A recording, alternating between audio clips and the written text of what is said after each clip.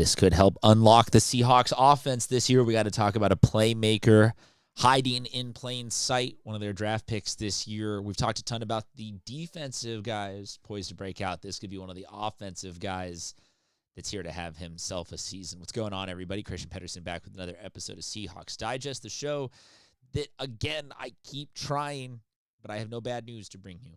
Only good vibes, only positive Pete as we close out this offseason. I'm here to help you kill a couple more minutes between now and actual football getting back. And if you want to go ahead and hit like, subscribe, comment, share, all of those YouTube buttons, I'm supposed to mention them to you in the first couple minutes of every episode as we talk about this article breaking down a Seahawks rookie that went from zero to hero in minicamp. None other than Emmanuel Henderson Jr., the Kansas wide receiver, which in and of itself is kind of a weird sense. I don't think I've ever necessarily associated Kansas with outstanding football performance. Maybe that's me having limited ball knowledge, but that's basketball school. But here we are with the Seahawks having a breakout Kansas wide receiver. The offense this offseason has been a ton of focus on inexplicable Sam Darnold hate from the national media, where they're just like, oh, can he really prove it? Or is he just is he just barely not a bust? There's been a lot of focus on JSN, having his name misspelled. And then the rest of it, to me, has been on the running backs. And Sharp's coming back from injury early. Kenneth Walker III leaving with free agency. And is it Price? Is it Halani? But in all of that, it would seem that Henderson having himself a nice little opportunity to step up here and answer the bell, if you will. Here's what this article had to say about a perfect little distillation and summary of his offseason experience. About he got off to a rough start, dropping several catchable balls, which was his knock in college, that he had some ball control issues. That second sentence, though, that he started to find his footing in minicamp, flashing his elite speed, snagging a crosser in the red zone, diving inside the pylon for a touchdown during a red zone period in the final practice. You might be saying to yourself, okay, one catch, what does that really do? Well, it's maybe not about what is the volume of his production going to be this season, but what is just having him as an available option and threat going to mean to the overall offense for the Seahawks.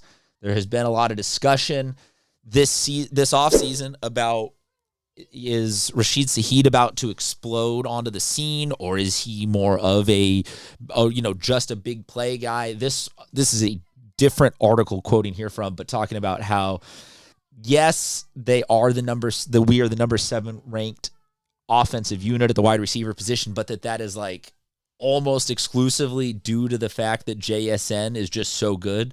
Cupp's just not the player he's used to be. Shaheed doesn't post big numbers, and this may just be because of the weird hell-bent nature that reporters have on not admitting that the Seahawks are good and getting better.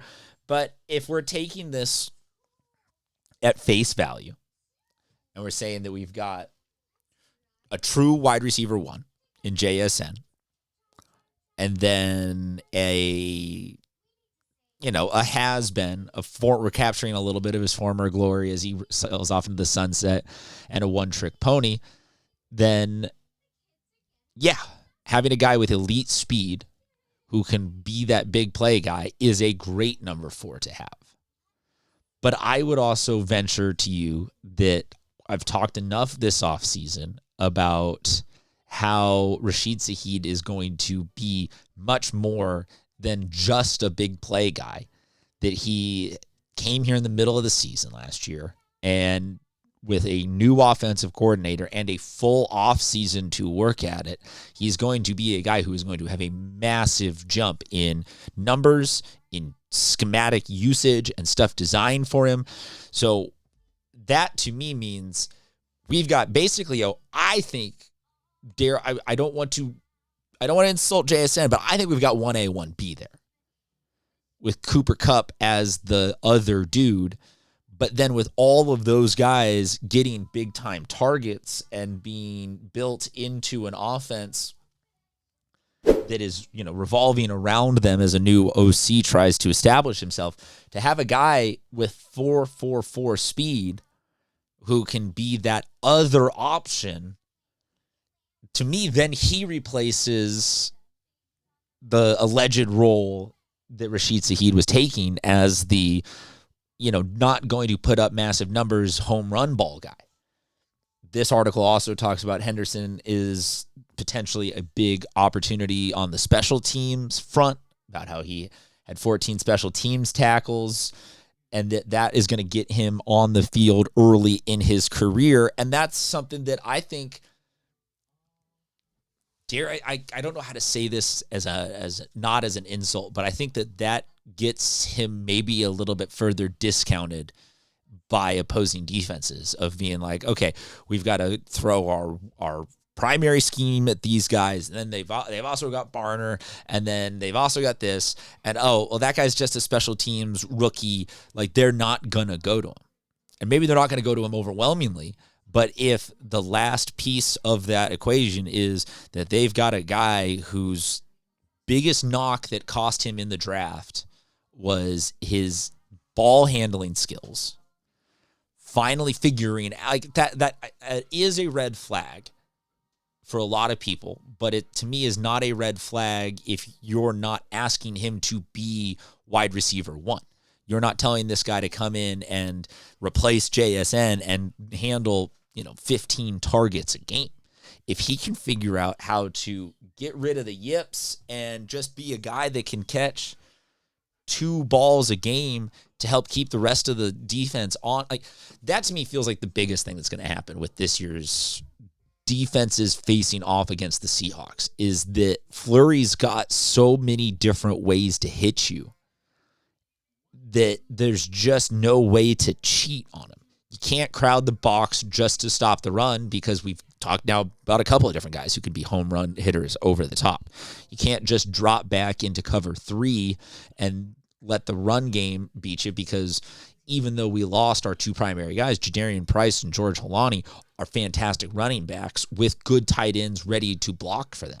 And then the tight ends got the whole middle of the distances covered, because Fleury's allegedly the whisperer who's going to turn everybody he ever meets into the next George Kittle.